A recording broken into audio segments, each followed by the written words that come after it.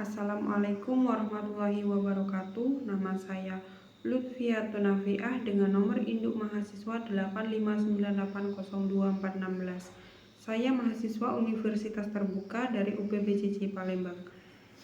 Di sini saya akan melakukan kegiatan praktikum IPA di SD dengan judul struktur pencernaan makanan. Tujuan dari praktikum ini yaitu dapat mengurutkan sistem pencernaan makanan pada manusia. Struktur dan fungsi sistem pencernaan pada manusia. Makanan yang kita konsumsi setiap hari akan masuk ke sistem pencernaan untuk dicerna. Apa yang terjadi di dalamnya? Yuk kita bahas.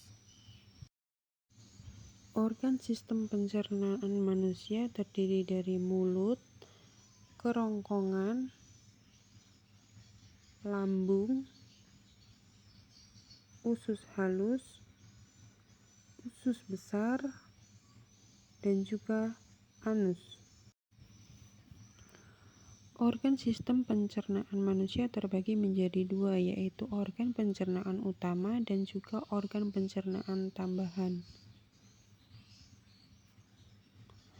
Pada organ pencernaan utama terdiri dari mulut, kerongkongan, lambung, usus halus, usus besar, dan anus.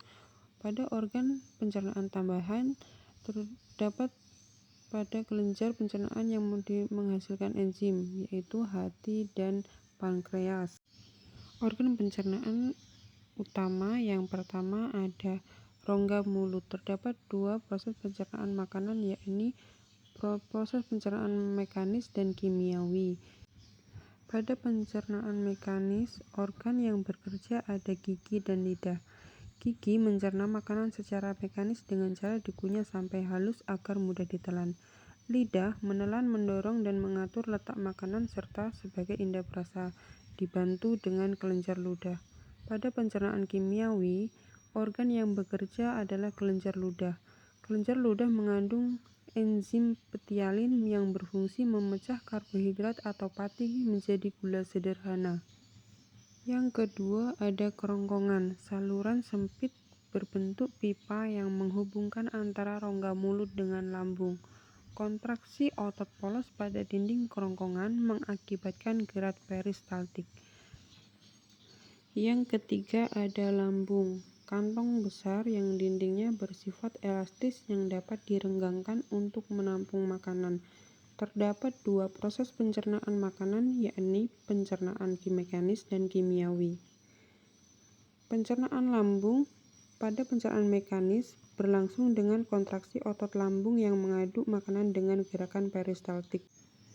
Pada pencernaan kimiawi berlangsung ketika makanan yang diaduk bercampur dengan getah lambung. Getah lambung mengandung asam klorida, enzim renin, dan enzim pepsin. Yang keempat ada usus halus yang merupakan saluran terpanjang pada sistem pencernaan dengan panjang sekitar 6-8 meter. Makanan diproses secara kimiawi. Usus halus dibedakan menjadi 3 bagian, yaitu duodenum, jejunum, dan ileonum. Duodenum atau yang biasa disebut dengan usus 12 jari yang merupakan muara dari dua saluran, yakni kantung empedu dan kelenjar pankreas. Pada jejunum atau yang biasa disebut dengan usus kosong terdapat kelenjar yang menghasilkan enzim lipase, laktase, maltase, dan sukrase. Pada ileum atau yang biasa disebut dengan usus penyerapan terdapat jonjot usus atau villi yang berfungsi untuk memperluas permukaan usus. Yang kelima ada usus besar yang memiliki fungsi utama yaitu mengatur kadar air pada sisa makanan. Di dalam usus besar terjadi proses pembusukan sisa makanan oleh bakteri E. coli. Dan yang terakhir ada anus, bagian akhir dari saluran pencernaan yang berfungsi sebagai jalan keluar tinja dari tubuh.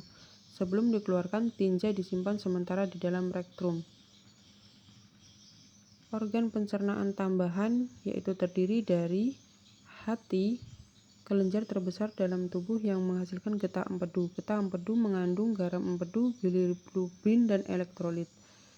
Yang kedua ada pankreas yang menghasilkan getah pankreas yang mengandung zat berikut, yaitu enzim amilase yang berfungsi merombak amilum menjadi maltosa dan glukosa.